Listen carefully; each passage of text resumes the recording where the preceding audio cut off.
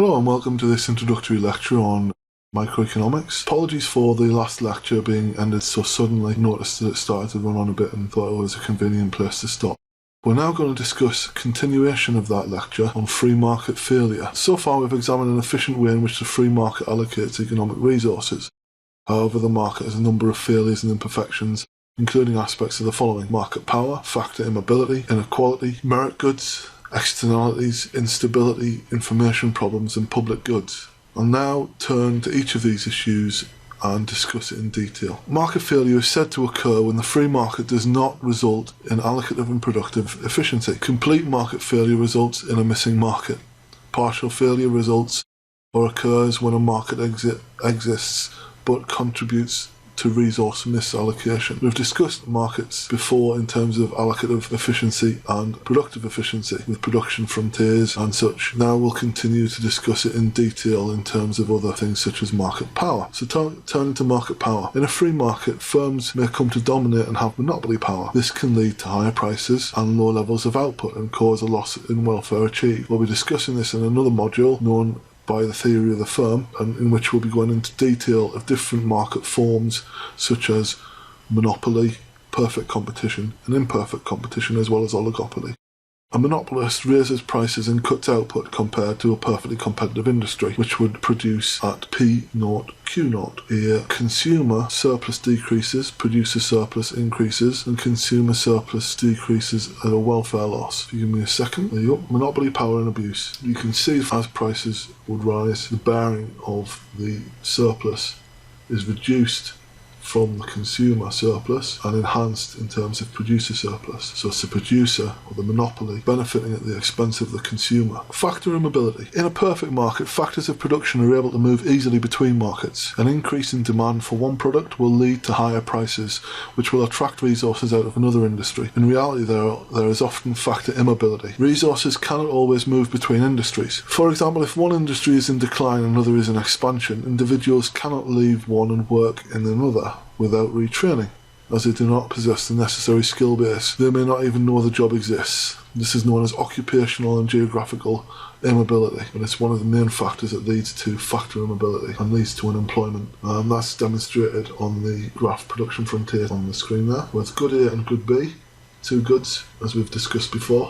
Fall in good A and a fall in good B as a consequence of loss of employment. Then an increase in good B without a consequent increase in good A because of factor immobility. Inequality. Free markets as allocative mechanisms often distribute real income per capita, per head of population in other words, unequally across society. To counter this, government, on grounds of fairness and equality, tax high-income earners and subsidise low-income groups through benefit. This is something which we do quite comprehensively in the UK. For example, if you are sick or unemployed, you will be able to apply for a certain level of benefit, whereas if you are a high-income earner earning above a high-income tax threshold, you pay an extremely high portion of tax. Merit and demerit goods. These goods are socially desirable. For example, education. And while available for the allocation through the market mechanism, government may wish to provide these through a subsidisation or government provision in order to make their consumption compulsory, such as education. Merit goods are often underprovided by the market mechanism. This is often thought to be due to a lack of information provision to the customer on how the benefits may affect them through consumption and or positive externalities. Demerit goods are goods society feels undesirable, often overprovided by the market mechanism.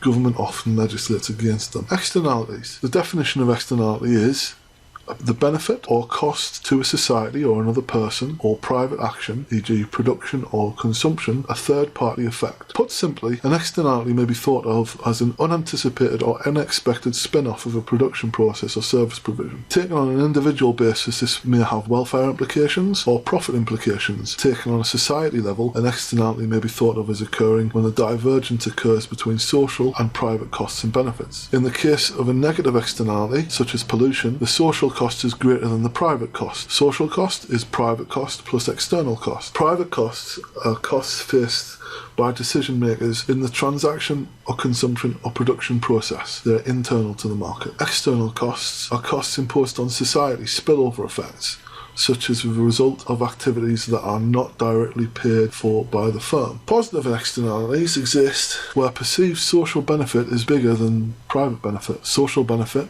equals private benefit plus external benefit. As stated, externalities may occur in either production or consumption. Consumption externalities occur when social costs or benefits of consumption are different from the private costs or benefits of consumption. Production externalities occur when social costs or benefits of production differ from private costs or benefits of production. In a free market economy, firms only base decisions on the private costs and benefits. Social costs and benefits are too often not considered at all.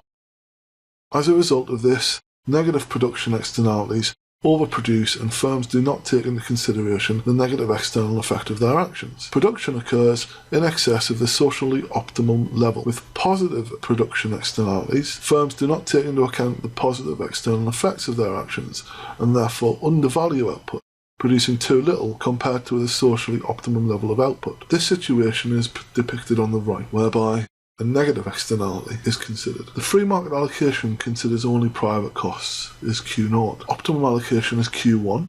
The free market overproduces. On units Q1 to Q0, the social marginal cost is greater than social marginal benefit. In short, there is allocative inefficiency. In the free market, equilibrium is Q0 because only private benefits are considered. The optimum allocation is at Q1, where the social marginal cost equals the social marginal benefit. The free market underproduces by failing to take this into account the extra benefit. Common property rights and externalities. The problem of externalities exists because of lack of clear property rights. For example, air or seawater. These goods are perceived to have common property rights as they belong to everyone.